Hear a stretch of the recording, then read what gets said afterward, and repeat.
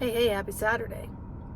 So, still a lot of second chakra, stomach wincing, um, the shudder, the on off of the vocals, the on off of the waterworks, a lot of lens changing of my physical eyes,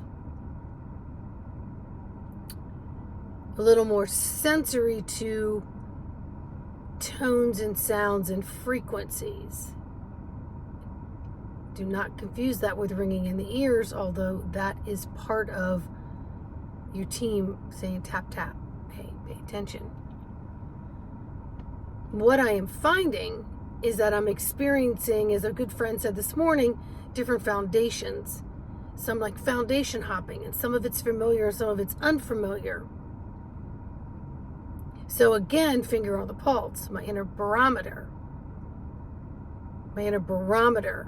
And it's taking a lot of due diligence and overriding of any hypersensitivity, or allowing the train or the plane or the automobile to take off without me consciously being anchored and grounded. Like I have control, and I need to know that. Nothing exteriorly can control my inner dial. Nothing. And that's on me, because my responsibility of that, it's training me to hone into skill and to master it, number one, but also knowing that whatever energetics I put out, it's picked up by others.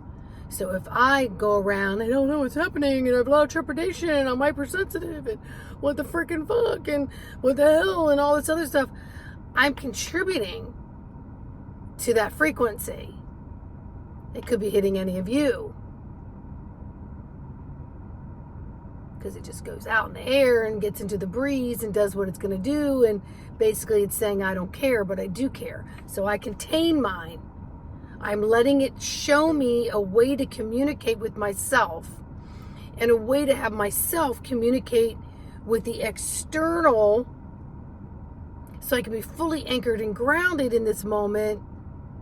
And all my pathways, even some that I haven't quite used in ways before, I'm allowing them to pulsate and bring energy to me.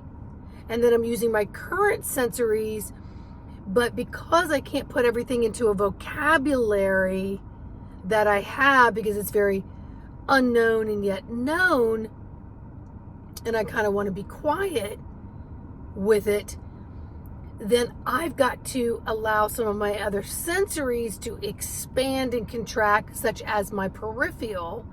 Expand out, collect some energy, bring it back in. Expand out, collect some energy, bring it back in.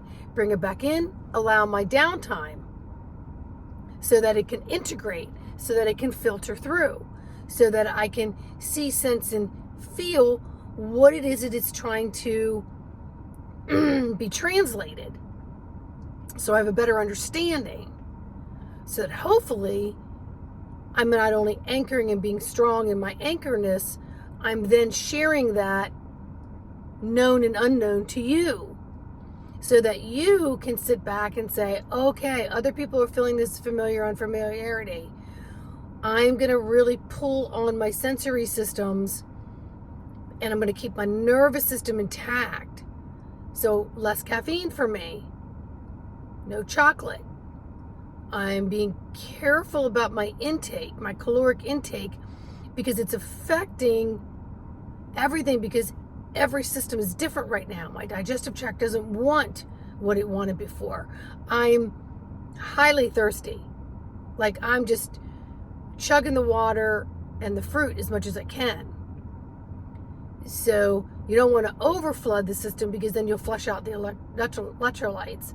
So then I'm taking the time to grab my mineral resin or my liquid minerals and adding them a little bit to my water. I grabbed my BioCell salts, started popping a few of those under my tongue. My iodine.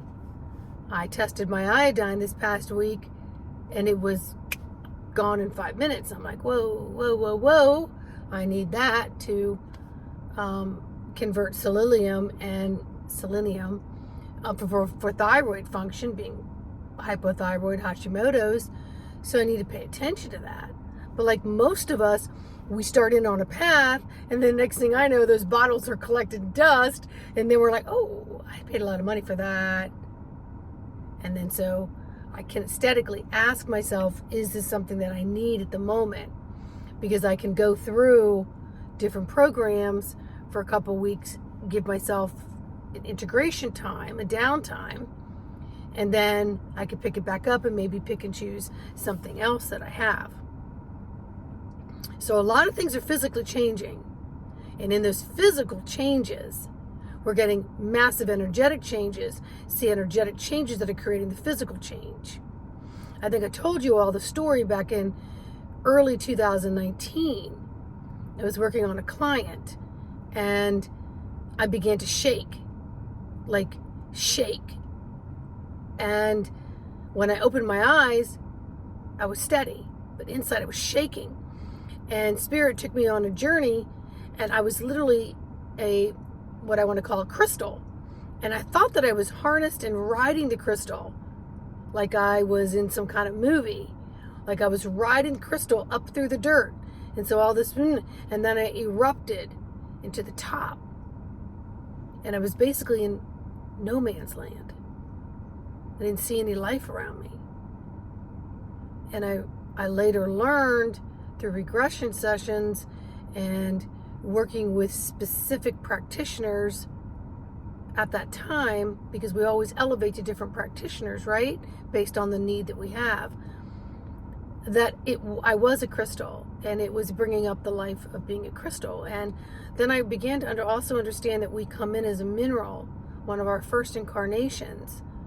As a soul, as a consciousness, we come in as a mineral, rock, whatever. And so when I look back at that now, I look back at that as I'm being birthed as my original consciousness is. And every time since then, it's been almost like different platforms of resurrection of the me, myself, and I, and then consciously calling in the fragments of myself, so that everything that I am, that I came here to be, I diligently request it. And I do it in a way of sacredness. And then I allow the integration downtime for things to occur, because every time I go through something, that it's like going through a workout. And you wouldn't go into a workout without workout clothes and good shoes and proper hydration, now would you? And then the aches and pains of that need to have time to integrate. So you alternate the type of workouts that you do. So each time you're feeling and seeing and sensing results. So allowing yourself the downtime. And as I just said that, a little baby bunny just came out in front of my neighbor's little bush. And Thursday, I had a major closing of a karmic part of my life where I had to have the karmic hammer and brought it down. And when I got home, there was an emerald green scarab beetle on my car, something I've never seen before in this lifetime. And if I have, I do not remember that I've ever seen one. It was the very first time, and it was right here hanging on to the window and the door right outside my car. And it must have been on my car for a good hour at 70 miles an hour. Yeah, I got a little lead foot. And it waited till just before I got home for me to see it. And I knew when I saw it, it struck me as, wow, this is powerful. This is a message. Later, I learned about resurrection and more things about the beetle because I posted it on my Facebook, Sandra McEllis. You can go see it. And people posted out something about what the beetle meant. Yesterday, I came downstairs at my house, and out the window, somehow the sun called me. And I had my phone in my hand. I had something else in my hand, so I put something else down. I walked outside my front door, and I'm looking at the sun, and something said, put your camera out. So I put my camera out, And as I see, it's almost like the sun had a little brother connected to it. And I thought, what? So I took a picture. I looked at the picture and I thought, it's the flares of the camera lens. I went, no, it's not. That's down here. So I waited for a moment and then I put my camera back on and I just observed it. And then I took picture number 2 and it was there.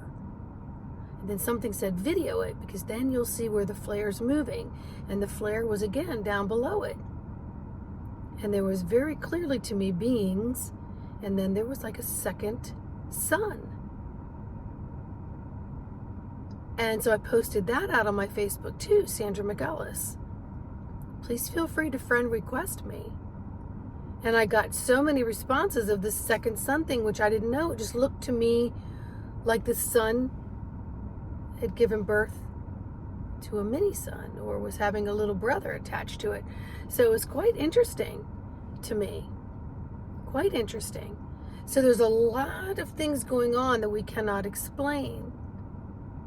And until we learn how to filter our own communication systems that we have designed through other lifetimes of being here and being on other planets, but as consciousness, as souls, we picked and choose which ones we came to have them be our superpowers. And so you're not going to know what they are or anything about them unless you jump into a due diligence routine of tapping into self.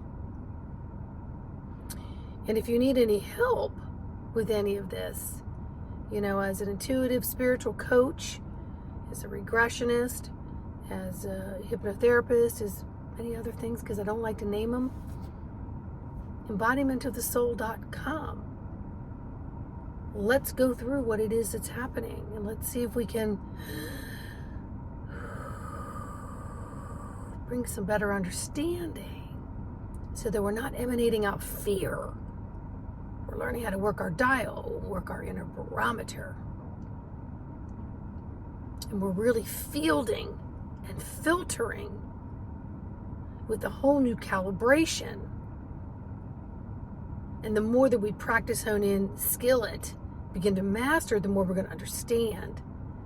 And then the more we're going to be able to anchor that energy, that powerful energy, to help all things, all living things, under earth, surface of earth, around earth, above earth, as they are all helping us.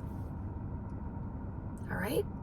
Like, subscribe, and share. So much love to each and every one of you, and I'll see you on the next video when more messages come through. Bye.